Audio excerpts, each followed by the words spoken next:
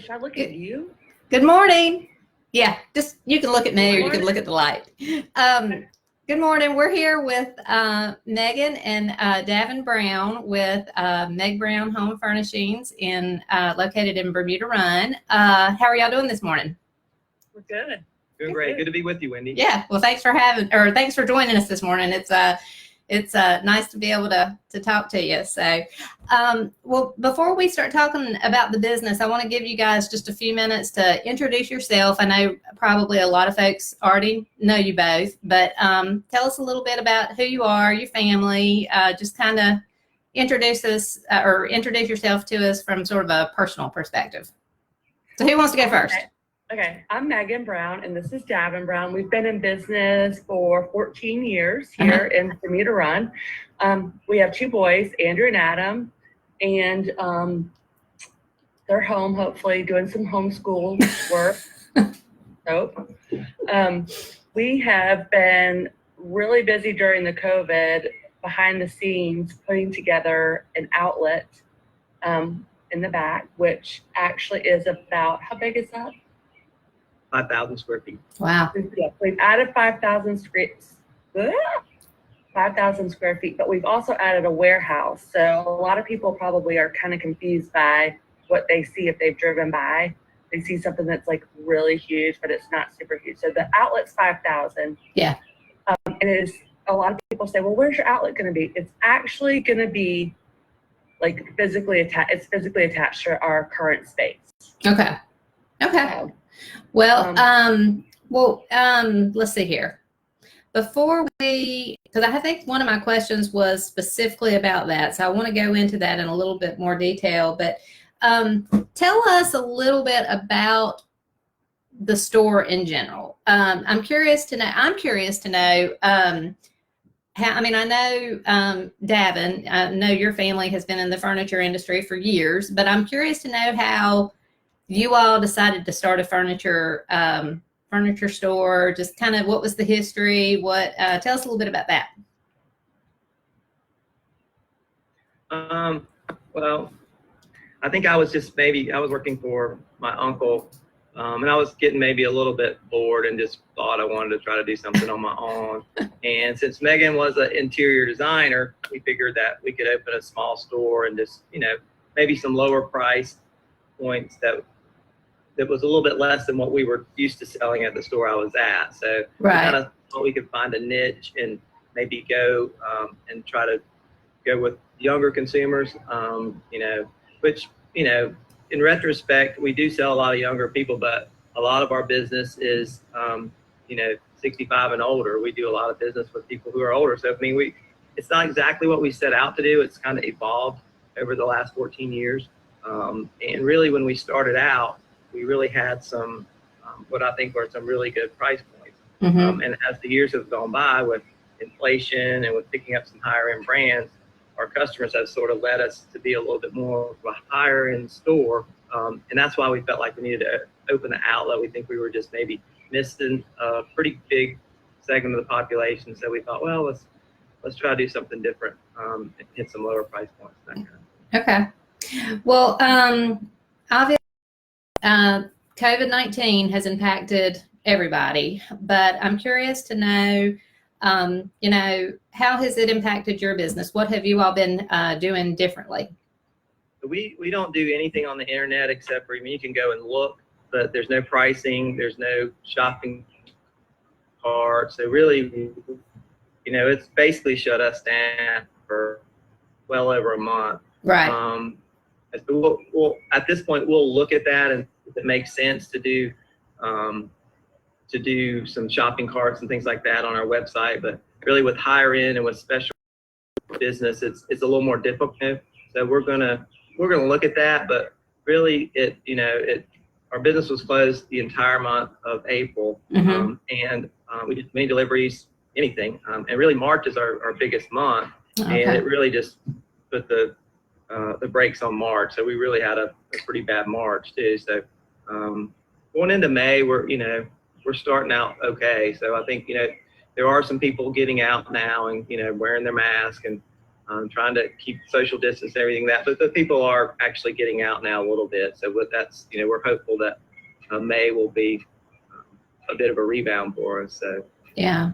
Well, and I guess too, with the outlet opening and the sleep shop that you're working on, even though you hated to have to be closed, I would imagine there was some benefit to being able to really focus on that and get that Actually, ready. It was actually a little bit kind of nice because we were in a mess in here with them demoing walls and so forth and adding the sleep shop. We had beds on top of beds, and it was such a mess. And it was kind of nice to just be able to not have to worry about the day-to-day traffic and just focus on that. It's actually really nice. It made me want to just retire and not work anymore. It was a lot nicer, actually. It was really nice during COVID. Oh my goodness. Well, tell us something that Meg Brown offers that people may not realize. I mean, obviously you're a furniture store, but what's something that you all do that is not as known? Let's see.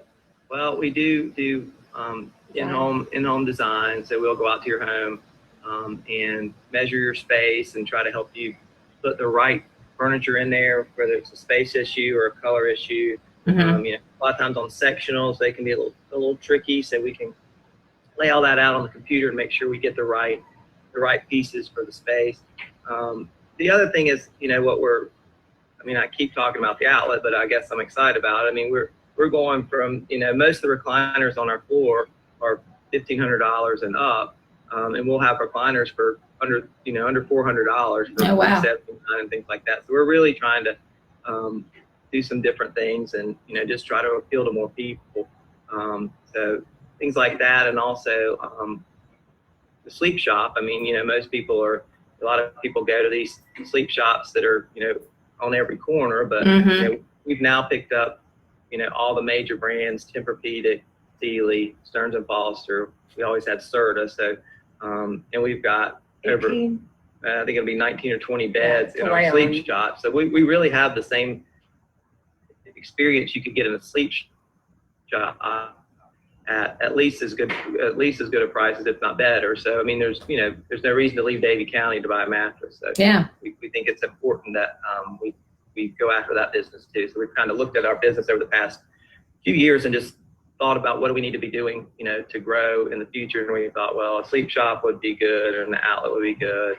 And we're still gonna, we're not gonna change what we've been doing. So what we've been doing in the regular store is not gonna really evolve that much. We're gonna keep doing that because we think we've got a pretty good formula with that. But we just wanted to expand our offerings. Okay. And something else that you all offer there that, I mean, I know when you think furniture, but you all carry like rugs and then like accessories and things like that, right? So, I mean, even if somebody needs to come in and buy like a small gift for somebody, you would be able to, because I think I've seen like on some of your social media, like candles and things like that. So you do have those small items as well, right? We do have some candles. We sell probably the most as far as accessories are lamps and ears and art is probably what we sell the most of. But we do have candles, and we have some small gift items too. If you just don't want to leave the county, you just want to pick up something quick. Okay. I know, and this wasn't a question I had for you, but I know you all normally have like your spring sale, or I forget what you call it. But anyhow, when will you all be having that next sale? That, because I know you do you do it once a year or twice a year? So back in March, our anniversary sale kind of got interrupted by the whole COVID thing. So usually our big anniversary sale is in March. And then we do a warehouse sale once a year. Right. And it's usually kind of, we never know the date exactly, just because it just depends on so many things, how many deliveries, the warehouse is full and things like that. Usually it's in September. Okay. And we hope for it to be in September again sometime this year. We don't, of course, it's too soon to set a date. Usually we don't even know it till 3 weeks prior. Yeah. Which will be a lot different this year than since our warehouse is a lot bigger now. So, we'll have to sort of navigate that and try to fill it up. So it'll be a little more interesting this year. Won't be maybe as hard from a logistics standpoint with the small warehouse. We should be able to rope off part of our warehouse and still have a lot more space than we had Right. for the past warehouse sale. So it should be a good better. sale this year. Yeah. Yeah. So when does the outlet and the sleep shop officially open? We're open. Everything is open now. So the outlet is open. Outlet's open, sleep shop's open, we're open. Okay. Okay. For some reason, I was thinking it wasn't opening until it still was a couple more weeks. So, okay. We fell off on doing any, major advertising just because we don't want 100 people to come in. We're not going to do a grand opening or anything like that. We're trying to just open sort of soft. And then, at some point we hope to do a grand opening. We've been planning and talking about it and talking about all the ideas we would have for a grand opening. And of course, this has kind of thrown a little bit of a wrench in that, but we still hope maybe once things get back to normal or closer to normal, we may do something like that. Okay. Well, now when somebody comes to the outlet or the sleep shop, do they still go through the front entrance, or is there a separate entrance for it? The front, you go in the front entrance, and then it's all the way to the back of the store. Okay. It's contiguous with what we have, so it's kind of just part of what our showroom is, but it does have a little bit of just an opening that you go through. Then you'll obviously tell that you're in there because it has concrete floors. It's a whole different look, more industrial look. Okay. Okay. Well, I'm glad you pointed that out. No, we don't have mirrors back there. We have some lamps and some artwork. And honestly, as we evolve and we learn a little bit more about what our customers want, we'll probably change that too. We just needed to find a place to start. And so we picked a lane and we'll see how it goes. Yeah. Well, I'm excited for you. Well, I've got one more question for you, and this is kind of a silly question, but you've already mentioned that I think people know, or they do sometimes wonder why there are so many mattress shops. And now that you all have the sleep shop, tell us how often we really should be replacing our mattresses. I would say, it really varies. 7 to 10 years, I think, is probably what you hear from most people. That's probably pretty close. But if your mattress is 10 years old and it's still comfortable and clean and everything like that, and you want to keep it, that's fine. I think we don't want to push people to replace the mattress they don't need to, but I think after 7 to 10 years, it's kind of done its job, and it's probably time to look at another one. Right. Okay. Well, guys, I appreciate y'all taking the time to talk to us this morning. It looks like we've had a lot of folks online who are watching, so I think folks were excited to hear from you. So anything else to share before we hop off? No. We're wearing our masks, so come see us, and we're hand washing and doing all the stuff that we have to do. So we're good. Okay. Well, that sounds great. Well, good luck with the new ventures, and I'm anxious to see it, and I hope y'all have a good rest of the day. You too. Thanks, All right. Wendy. See ya. See ya. Bye. Bye.